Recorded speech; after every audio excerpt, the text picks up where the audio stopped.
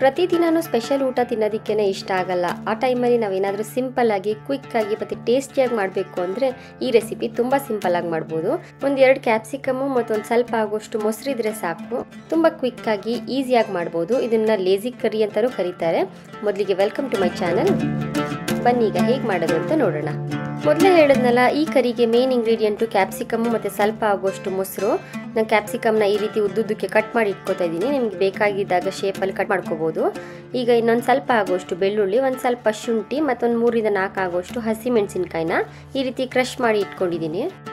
ಈಗ ಒಂದು ಪ್ಯಾನ್ ಕಾಯಕ್ಕೆ ಇಟ್ಟಿದ್ದೀನಿ. ಅದಕ್ಕೊಂದು 3-4 ಸ್ಪೂನ್ ಎಣ್ಣೆ ಹಾಕ್ಕೊಂಡು ಒಂದು ಅರ್ಧ ಸ್ಪೂನ್ ಆಗೋಷ್ಟು ಸಾಸಿವೆ, ಒಂದು ಅರ್ಧ ಸ್ಪೂನ್ ಜೀರಿಗೆ ಮತ್ತೊಂದು ಸ್ವಲ್ಪ ಆಗೋಷ್ಟು ಕರಿಬೇವಿನ ಸೊಪ್ಪು ಮತ್ತು ಆಗಲೇ ನಾವು ಕ್ರಷ್ ಮಾಡಿ ಇಟ್ಟಿದ್ವಲ್ಲ ಶುಂಠಿ, ಬೆಳ್ಳುಳ್ಳಿ, ಹಸಿಮೆಣಸಿನ್ಕಾಯಿ ಅದನ್ನೆಲ್ಲ ಹಾಕ್ಕೊಂಡು ಈಗ ಎಣ್ಣೆಲಿ ಫ್ರೈ ಮಾಡ್ಕೊಳ್ಳೋಣ.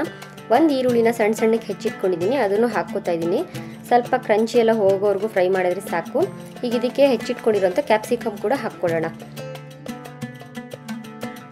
ಒಂದು 2-3 ನಿಮಿಷ ಕ್ಯಾಪ್ಸಿಕಮ್ನೆಲ್ಲ ಈ ರೀತಿ ಮಿಕ್ಸ್ ಮಾಡ್ಕೊಂಡಿದ್ದಾದಮೇಲೆ ಒಂದು ಸ್ವಲ್ಪ ರುಚಿಗಾಗುವಷ್ಟು ಉಪ್ಪು, ಒಂದು ಅರ್ಧ ಸ್ಪೂನ್ ಆಗುವಷ್ಟು ಚಿಲ್ಲಿ ಪೌಡರ್, ಖಾರದ ಪುಡಿ ಅಷ್ಟೇ ಸಾಕು, ಮತ್ತೊಂದು 1/4 ಸ್ಪೂನ್ ಆಗುವಷ್ಟು ಅರಿಶಿನ ಇದನ್ನೆಲ್ಲ ಹಾಕಿ ಮಿಕ್ಸ್ ಮಾಡ್ಕೊಂಡಿದ್ದಾದಮೇಲೆ ಒಂದು ಲಿಡ್ ಮುಚ್ಚಿಬಿಟ್ಟು ಒಂದು 3-4 ನಿಮಿಷ ಅದನ್ನ ಬಿಡಿ.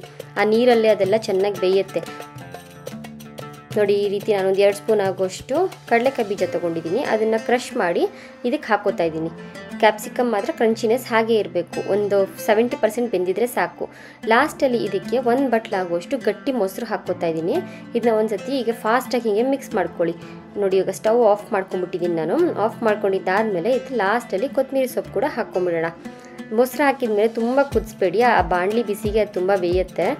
ಈಗ ಮಿಕ್ಸ್ ಮಾಡಿಕೊಂಡ್ರೆ ರೆಡಿಯಾಗಿದೆ ನೋಡಿ ಕ್ಯಾಪ್ಸಿಕಮ್ ಕರಿ. ತುಂಬ ಈಸಿ, ತುಂಬ ಸಿಂಪಲ್ ಇಂಗ್ರೀಡಿಯೆಂಟ್ಸ್ ಕೂಡ, ಟೇಸ್ಟಿಯಾಗೂ ಇರುತ್ತೆ, ಕ್ವಿಕ್ಕಾಗೂ ಮಾಡ್ಬೋದು. ಈ ಲೇಜಿ ಕರಿನ ನೀವು ಟ್ರೈ ಮಾಡಿ, ಒಂದೊಂದು ಸತಿ ಯೂಸ್ ಆಗುತ್ತೆ ಈ ರೀತಿ ರೆಸಿಪಿಗಳು. ಹೇಗೆ ಬಂತು ಅಂತ ಕಮೆಂಟ್ ಮಾಡಿ.